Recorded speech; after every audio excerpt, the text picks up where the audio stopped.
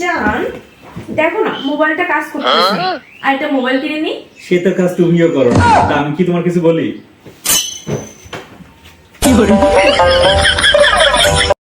আচ্ছা একটা কথা বলো তো, বলো।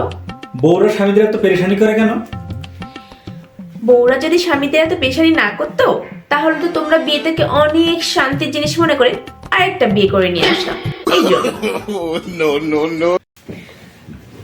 জান শোনো, বলো। শাশুড়ি আম্মা কালকে সকালে বলছে মাথা ব্যথার কথা।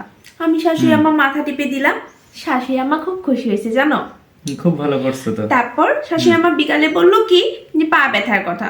আমি শাশুড়ি আম্মা পা টিপে দিলাম, শাশুড়ি আম্মা খুব খুশি হয়েছে, অনেক খুশি হয়েছে, অনেক দোয়া করছে আমাকে জানো। তাই? খুব ভালো তো, খুব।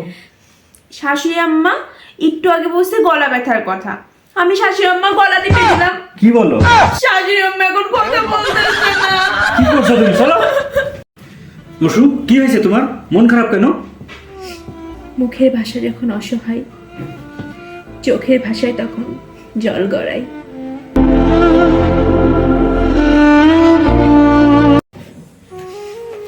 কাঁদছো কেন? কি হয়েছে? তোমার জন্য। আমি আবার কি করলাম? দেখছো তুমি আমার মনে কতটা কষ্ট দাও, সেটাও তুমি বোঝো না।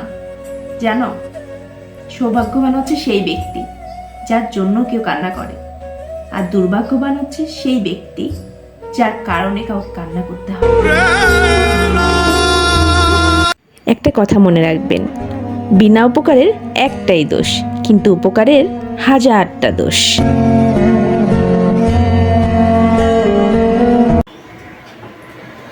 আপনার ভোট হয়ে গেছে, এখন আপনি আসতে পারেন। ম্যাডাম, আমার লোক সুইটি বেগম দেখেন তো ভোটটা দিয়ে গেছে কিনা। হ্যাঁ, উনি তো 1 ঘন্টা আগেই ভোট দিয়ে চলে গেছে। তাহলে 1 ঘন্টা আগে আসলেই দেখা করতে পারতাম। কেন, আপনাদের বাসায় কথাবার্তা হয় না নাকি? শুধু 10 বছর আগে আমার বউ মারা গেছে তো, শুধু ভোটের সময়ই আসে, কিন্তু আমি তার একবারও দেখা পাইলাম না। টাকা ওইদিকে একটু। আমার পোশাক আর বিড়াল দেখছো? আসবে?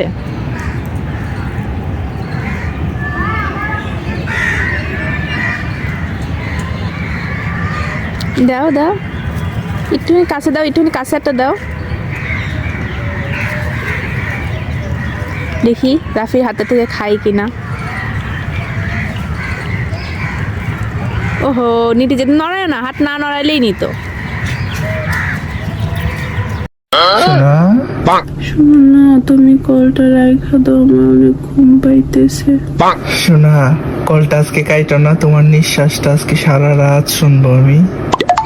আচ্ছা ঠিক আছে।